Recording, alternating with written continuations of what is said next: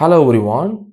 In this video, we are just going to look into the internals of RTOS round robin scheduler that we developed in the past few videos in the same series of videos. Further, let's get started. So this is the RTOS round robin scheduler that we have built in the main function, and these two are the files in which we have developed in the past few videos, that is the RTOS kernel.c and .h. Now what I will do is, instead of just incrementing the single variable right over here inside each thread right over here, I am just going to do something inside that. For that, I am just going to take these two functions and put it in the top of these threads. We don't want this while of 1, LED on 2. I'm just going to delete everything except the UART right.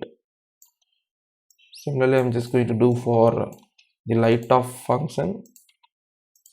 So you can see when I call this light on, it will just print light on into the UART serial terminal or in the UART port of the microcontroller.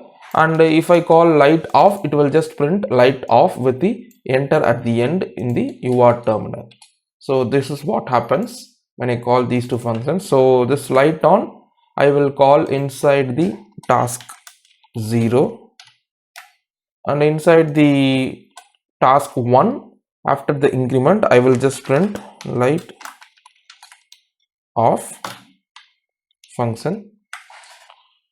And after calling both of these functions, light off and light on, inside the task 1 and task 0 respectively, you need to initialize the UART right over here. So take this out and put it above the RTOS init.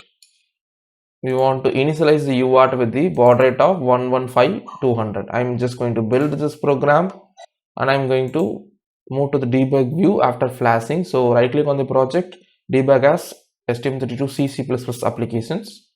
Now the cube ID will try to move to the debug view switch. Now I'm just going to run the program by clicking on this icon or F8 in my keyboard. Now when I run this Doclight software, this is a serial terminal software. You can use whatever software you want as per your will and wish. You can see when I stop this, it is working fine most of the time. Here it starts with the light on and switchover happens to light off.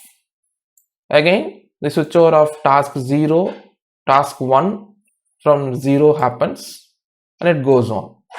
So I see no problem here because the quanta time is 10 milliseconds and the switchover of thread 0 and thread 1 is happening smoothly. Almost, it is not crashing or it is not overlapping, even though we are using the UART 0 here, which is a single peripheral between thread 0 and thread 1. We are not getting anything overlapping in the data.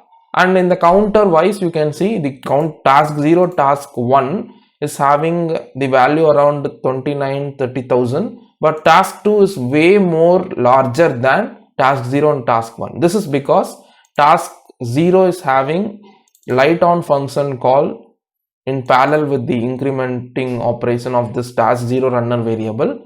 Similarly, task 1 is having light off function call of writing light off inside the UART port in addition to the task 1 runner, but task 2 is having only the incrementing of task 2 variable. So that is why this value difference between task 2 and other two variables, task 0 and task 1. Now let's try to explore further. That is, I'm just going to reduce the quanta of the round robin scheduler from 10 to 2 milliseconds. I'm building this.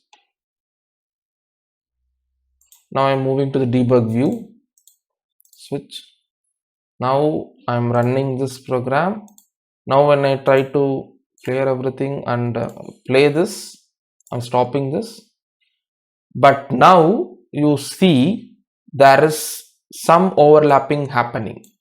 Here it is light on, but at the time of switchover, you can see I get LIGH IGHTS off.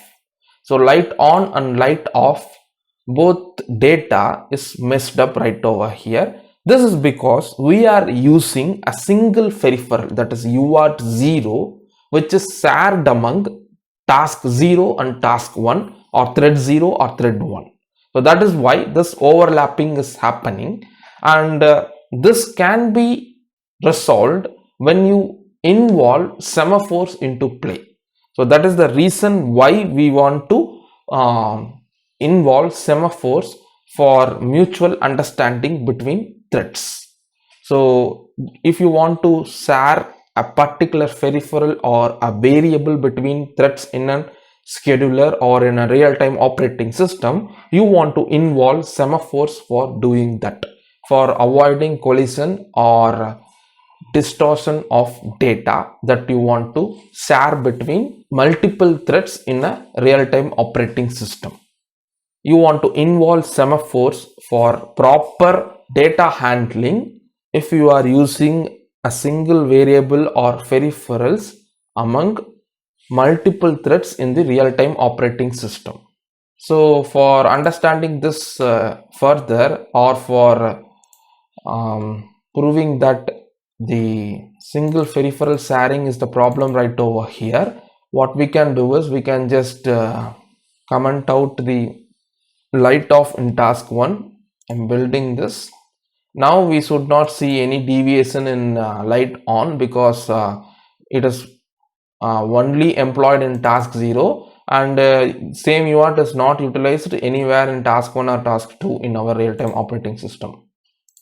So previously we have been using the UART 0 for writing data to the UART port in task 0 and task 1, but now we are just using only UART 0 in task 0 and not anywhere. I am running this.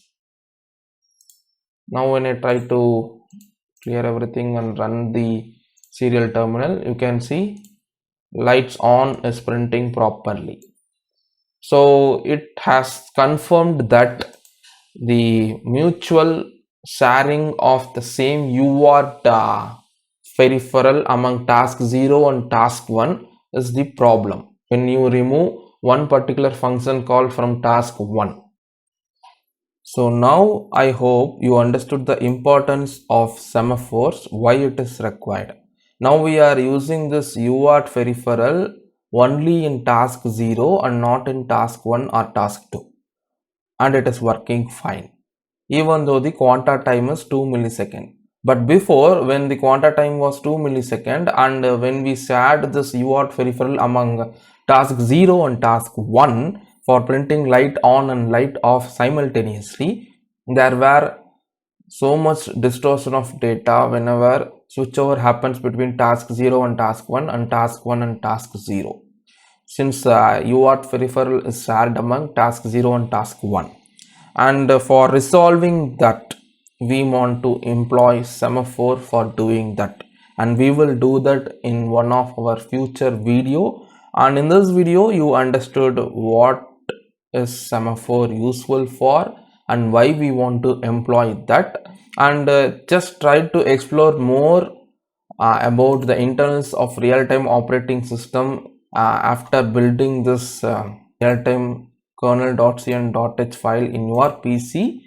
I hope you understood the importance of semaphores in this particular video. See you in the next video. Thanks for watching.